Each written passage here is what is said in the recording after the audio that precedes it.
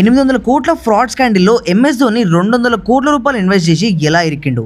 Anmol Jaggi and Puneeth Jaggi అనే ఈ ఇద్దరు ఫౌండర్స్ ఇండియన్ స్టార్టప్ ఇజ్జత్ తీసి పడేసారు. బ్లూ స్టార్ అనే కంపెనీ వచ్చిన కొత్తలో ఇది ఊబర్ అండ్ ఓలాకి టక్కర్ ఇచ్చి ఇండియాలో ఒక రెవల్యూషన్ క్రియేట్ చేస్తుంది అని చెప్పేసి అందరూ అనుకున్నారు. ఈ కంపెనీ 100కి 100% 7,000 నుంచి 8,000కు పైగా ఎలక్ట్రిక్ కార్లని క్యాబ్స్లా మార్చి ఇండియాలో ఉండే ఫేమస్ సిటీస్ అయిన ఢిల్లీ, బెంగళూరు అండ్ రీసెంట్గా హైదరాబాద్ అండ్ దుబాయ్లో కూడా వీళ్ళ సర్వీసెస్ అందించడం స్టార్ట్ చేశారు. కానీ కంపెనీ ఫౌండర్ కరెక్ట్ లేకుంటే ఎంత దమ్మున్న కంపెనీ అయినా దుమ్ములో కొట్టుకోవాల్సిందే. బంగారు గుడ్లు పెట్టే బాతుని ఈ ఇద్దరు బ్రదర్స్ కోసుకొని తినడం వల్ల ఈ పెద్ద రచ్చ అనేది క్రియేట్ అయ్యి బ్లూ స్మార్ట్ అనే ఈ $1 బిలియన్ రీచ్ అవ్వాల్సిన కంపెనీ మిలియన్స్లోనే అటకాయించిపోయింది. ఇంతకీ ఈ ఎలక్ట్రిక్ కార్ క్యాబ్ సర్వీసెస్ అందించే కంపెనీ 262 కోట్ల స్కామ్ని ఎలా చేసింది? ఇన్ని కోట్ల స్కాండిల్లోకి మన తల ఎలా వచ్చిండు? రావడమే కాకుండా ఆయన దాదాపు 200 కోట్ల నుంచి 350 కోట్ల రూపాయలు ఈ కంపెనీలో పెట్టి ఎలా మునిగిపోయిండు? అండ్ ఈ మొత్తం ప్రాసెస్లో సెబీ వాళ్ళు చేసిన ఇన్వెస్టిగేషన్లో బయటపడ్డ షాకింగ్ విషయాలు ఏంటివి?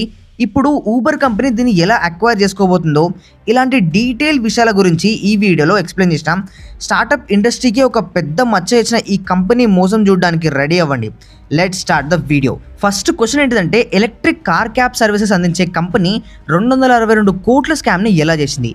ఈ స్టోరీ మొదలయ్యేది 2019 నుంచి. అన్మోల్ జగ్గి అండ్ పునీత్ జగ్గి వీళ్ళిద్దరూ అన్నదమ్ములు. అండ్ ఈయనతో పాటు పునీత్ గోయల్ అనే ఈ ముగ్గురు కలిసి స్టార్ట్ చేసిన కంపెనీయే బ్లూ స్టార్. అప్పట్లో Ola and Uber cab services అందిస్తూ ఇండియన్ మార్కెట్ని ఒక ఊపేస్తుండే.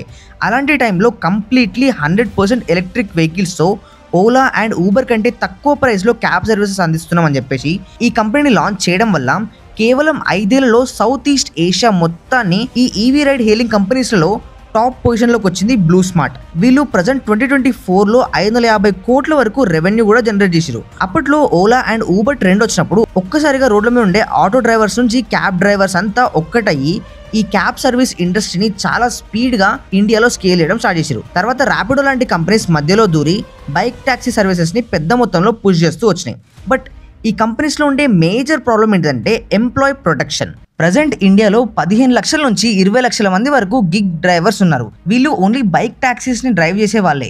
ఆటో నడిపే వాళ్ళు దగ్గర 25 లక్షల మంది వరకు ఉండొచ్చు. ఇలా 30 నుండి 40 వేలు సంపాదించడానికి రోజంతా ఎండలో కష్టపడుతూ, కొంతమంది ఒక సైడ్ వాళ్ళ స్టడీస్ చూసుకుంటూ, ఇంకొంతమంది వాళ్ళ ఫ్యామిలీస్ని మేనేజ్ చేయడం కోసం ఇలా ఈ వర్క్స్ అన్ని చేస్తూ ఉన్నారు. కానీ దీంట్లో 90% మందికి వాళ్ళ లైఫ్ మీద హోప్ లేకుండా పని చేసుకుంటూ వెళ్తున్నారు. ఎందుకు ఈ మాట అంటున్నా అంటే, రీసెంట్గానే 21 ఏప్రిల్ రోజు ఒక ఆటో డ్రైవర్ వినవంక డిస్ట్రిక్ట్ దగ్గర యాక్సిడెంట్ అయి చనిపోయారు.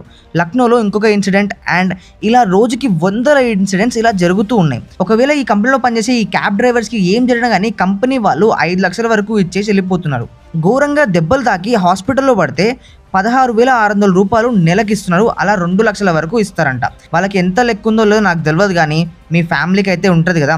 లైఫ్ రిస్క్లో పెట్టే వాళ్ళందరి కోసం ఒక టర్మ్ ఇన్సూరెన్స్ గురించి చెప్తాం. ఏ సోది అని చెప్పేసి వదిలేస్తే ఒక రోజుకి మనమే బాధపడాల్సి వస్తుంది. ప్రజెంట్ ఒక చిన్న గిగ్ వర్కర్ నుంచి ఒక పెద్ద కంపెనీలో వర్క్ చేసిన ఎంప్లాయీ వరకు ఈ టర్మ్ ఇన్సూరెన్స్ తీసుకోవచ్చు. అండ్ మీరు ఎంత యంగ్ ఏజ్లో దీన్ని తీసుకుంటే మీకు అంత బెనిఫిట్స్ వస్తాయి.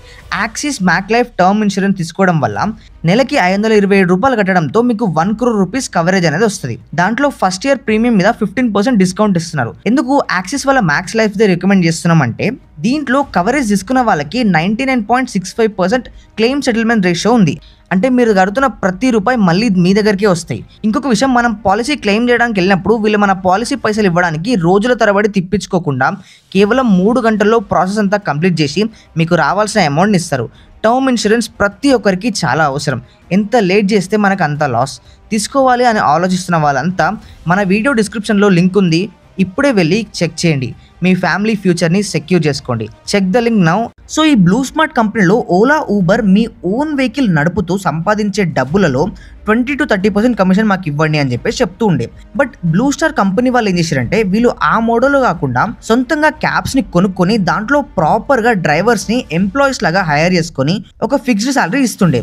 ఎందుకు ఇలా చేయాల్సి వచ్చిందంటే, 20-30% కమిషన్తో ఈ డ్రైవర్స్ని పెట్టడం వల్ల ఆ డ్రైవర్స్ వాళ్ళ సొంత కార్లో డ్రైవ్ చేస్తారు కాబట్టి కస్టమర్స్కి ఏసీ ఆన్ చేయకపోవడం అండ్ వాళ్ళు బుక్ చేసిన తర్వాత చాలా లేట్గా రావడం, ఒక్కొక్కసారి పెద్ద పెద్ద ఫారెస్ట్ ఏరియాలో ఇరికిపోయినప్పుడు వాళ్ళకి నచ్చిన రేట్ డిమాండ్ చేయడం, ఇలా చాలా ప్రాబ్లమ్స్ అనేవి ఫేస్ చేయాల్సి వచ్చింది. అందుకే ఈ మోడల్ ఎక్కువ సక్సెస్ఫుల్ అయితే లేదు. సో ఈ విధంగా చేద్దామని చెప్పేసి ఇలా ఎంప్లాయీ మోడల్ చూస్ చేసుకురు. ఇది జబర్దస్త్ సక్సెస్ఫుల్ అవ్వడం వల్ల దీపికా పడుకోనే, MS ధోని అండ్ ఇలాంటి ఫేమస్ యాక్టర్స్, క్రికెటర్స్, ఇన్వెస్టర్స్ లాంటి వాళ్ళంతా ఈ కంపెనీలో ఇన్వెస్ట్ చేయడం స్టార్ట్ చేశారు. కట్ చేస్తే కథ అక్కడ ఆగిపోయి సీదా సెబీ ఆఫీస్లో వెళ్తుంది. 15th April 2025 రోజు సెబీ బ్లూ స్మార్ట్ కంపెనీ మీద ఒక రిపోర్ట్ రిలీజ్ చేసింది. దాంట్లో వీళ్ళు చెప్తున్న ప్రకారం ఈ ముగ్గురు వ్యక్తులు 262 కోట్ల రూపాయల స్కాండిల్ చేసి కంపెనీ దివాలా తీసే స్టేజ్ కి తీసుకొచ్చారు అని చెప్పేసి చెప్పింది. ఇలా సెబీ చెప్పిన వెంటనే ఒక్కసారిగా కంపెనీలో ఇన్వెస్ట్ చేసిన వాళ్ళ దగ్గర నుండి పెద్ద పెద్ద స్టార్టప్ ఫౌండర్స్ వరకు షాక్ అయిపోయారు. అసలు ఈ స్కామ్ ఎక్కడ మొదలైందంటే ఈ బ్లూ స్మార్ట్ కంపెనీకి వస్తున్న హైప్ కి, రెస్పాన్స్ కి ఫాస్ట్ గా ఎక్స్పాన్షన్ చేయాలి అని చెప్పేసి అనుకున్నారు. బట్ ఓవరాల్ ఇండియాని కవర్ చేయాలంటే అంతమంది ఎంప్లాయీస్తో పాటు అన్ని ఎలక్ట్రిక్ కార్స్ కూడా వాళ్ళ దగ్గర ఉండాలి.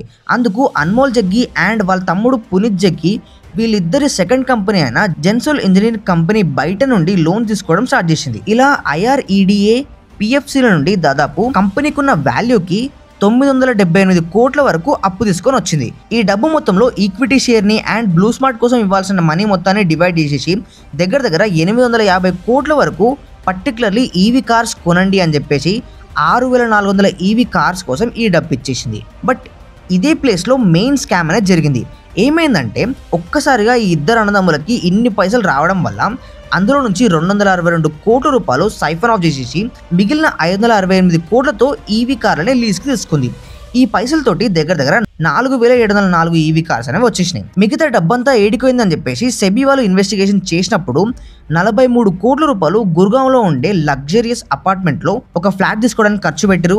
మిగతా డబ్బులో 11 కోట్లు వాళ్ళ రిలేటివ్స్ లో వేరే వాళ్ళ అకౌంట్ లోపలికి ట్రాన్స్ఫర్ చేసి ఈ విధంగా ట్రాక్ చేయకుండా చేయాలని చెప్పేసి చేసింది. 26 లక్షల రూపాయలు పెట్టి వాళ్ళు ఆడుకోవడానికి ఒక గోల్ఫ్ కిట్ కూడా కొన్నారు. వీటిని బట్టి వీళ్ళ దగ్గరకు వచ్చిన పైసలన్నింటినీ వీళ్ళు ఎట్లా యూజ్ చేస్తారో మనకు అర్థమైపోయింది.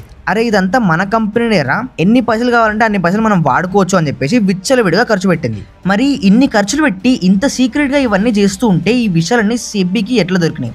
మనలో తీసుకుంది ఫండింగ్ కాదు, లోన్. సో ఇలా టైం గడుస్తూ లీజ్కి తీసుకున్న పేమెంట్ అనేది దగ్గరకు వచ్చింది. అలా వీళ్ళు డబ్బు కట్టకపోవడం వల్ల అండ్ తర్వాత ఇస్తాం అని చెప్పేసి చెప్పడం వల్ల చాలా మంది సెబీ దగ్గరికి వెళ్ళి కంప్లైంట్ ఇచ్చారు. అలా సెబీ ఎంక్వైరీ స్టార్ట్ చేసినప్పటి నుంచి వీళ్ళకి ఈ గుర్గాంలో ఉన్న ఇల్లు, గోల్ఫ్ కిట్, ఇలా చాలా విషయాలు అనేవి బయటపడుతూ వచ్చినాయి. అట్లా వీళ్ళు డబ్బు ఖర్చు పెట్టడానికి షెల్ కంపెనీస్ని యూజ్ చేసుకొని ఈ డబ్బు మొత్తాన్ని దాంట్లోకి ట్రాన్స్ఫర్ చేయడం అండ్ వాటిని ట్రాక్ చేయకుండా ఉండడానికి ఫేక్ డాక్యుమెంట్స్, ఫేక్ ఇన్వాయిసెస్ లాంటివి క్రియేట్ చేయడం, ఏవైనా డీటెయిల్స్ చెప్పండి, డీటెయిల్స్ పంపించండి అని చెప్పేసి సెబీ రిక్వెస్ట్ చేస్తే కంపెనీ నుండి డిలే అవ్వడం, ఇలా ఇవన్నీ చేయడం వల్ల కొద్దిగా కంపెనీ వాల్యుయేషన్ పడిపోవడం అండ్ కంపెనీ మీద ఒక నెగిటివ్ ఇమేజ్ అనేది పడిపోయింది. ఇదంతా అవ్వకముందు కంపెనీ మంచి గ్రోత్ చేస్తున్నప్పుడు MS ధోని గారు ఇందులోకి వచ్చి $24 మిలియన్ దీంట్లో ఇన్వెస్ట్ చేశారు. అంటే దాదాపు 200 కోట్ల వరకు దీంట్లో పెట్టారు. అది కూడా వాళ్ళ ఫ్యామిలీ ఆఫీస్ నుంచి. బట్ ఇంకొన్ని రిపోర్ట్స్ ప్రకారం ఆయన 200 కాదు 350 కోట్ల వరకు పెట్టుండొచ్చు అని చెప్పేసి చెప్తున్నారు. ఇంకొకటి దీపికా పడుకోన్ గారు 20 నుండి 25 కోట్ల వరకు ఇందులో ఇన్వెస్ట్ చేశారని చెప్పేసి చెప్తున్నారు. ఇలా వీళ్ళిద్దరూ పెట్టిన పైసలు మొత్తం లాస్ అవ్వడంతో పాటు చాలా మంది ఇన్వెస్టర్ల పైసలన్నీ గాల్లోనే కలిసిపోయినాయి. కరెంట్ స్టేటస్ చూసుకుంటే ఈ సంవత్సరం మార్చి నుండి ఊబర్ కంపెనీ దీన్ని అక్వైర్ చేసుకుందామనే ప్లాన్లో వర్క్ చేస్తూ ఉంది. And present blue smart company వాళ్ళు వీళ్ళు చేసిన దిమాగ్ లేని పని వల్ల ప్రతి నెల 20 కోట్ల రూపాయలు ఖర్చు పెట్టి కంపెనీని కాపాడుకుంటూ వస్తుంది. అండ్ అలానే రీసెంట్గా blue smart share holders పివిట్ to fleet partnership approval చేయడం వల్ల ఊబర్ కంప్లీట్గా దీన్ని అక్వైర్ చేసుకోలే కానీ దగ్గర 700 నుంచి 800 ఈవీ క్యాబ్స్ అనేవి ఊబర్ యాప్లో ఇప్పుడు అవైలబుల్గా ఉంటాయి అండ్ వాటిని మనం బుక్ చేసుకోవచ్చు కూడా. అండ్ ఇప్పుడు ప్రజెంట్ బ్లూ స్మార్ట్ కంపెనీకి వచ్చిన మెయిన్ ఇష్యూ ఏంటంటే వీళ్ళ దగ్గర దాదాపు 3000 కార్లు సరిగ్గా వర్క్ చేయకుండా ఎక్కువ రిపేర్స్ రావడం వల్ల వీటిని అమ్మేద్దాం అనే ప్లాన్లో కంపెనీ వర్క్ చేస్తూ ఉంది. అండ్ ఇలా ఎటువైపు నుంచి చూసుకున్నా కానీ కంపెనీ మొత్తం లాస్లోనే పడిపోయింది. దీన్ని ఊబర్ ఎప్పుడో అప్పుడు మొత్తం కొనేసేసి వాటి కంట్రోల్ తెచ్చుకుంటుంది. ఇలా ఒక మంచి కంపెనీ ఎప్పుడైతే దివాలా తీస్తుంటుందో అప్పుడే చాలా కంపెనీస్ ఈ ఆపర్చునిటీని యూజ్ చేసుకొని వాటిని గ్రాప్ చేసుకోవాలని చూస్తూ ఉంటాయి. ఒక కంపెనీ ఫౌండర్ కరెక్ట్ లేకపోతే అది కంపెనీ మీద ఎంత పెద్ద ఎఫెక్ట్ చూపిస్తుందో ఈ ఒక్క వీడియోతో మీకు క్లియర్గా అర్థమైపోయి ఉండొచ్చు. సో ఫ్రెండ్స్, ఇది వీడియో ఇన్ఫర్మేటివ్గా అనిపిస్తే వీడియోని లైక్ చేయండి, షేర్ చేయండి. మర్చిపోకండి, ఫ్యామిలీ సెక్యూరిటీ కోసం టర్మ్ ఇన్సూరెన్స్ ఇప్పుడే తీసుకోండి. లింక్ డిస్క్రిప్షన్లో ఉంది, వెళ్ళి చెక్ చేయండి. See you in the next video and thank you for watching. This is Sai Vardhan signing off.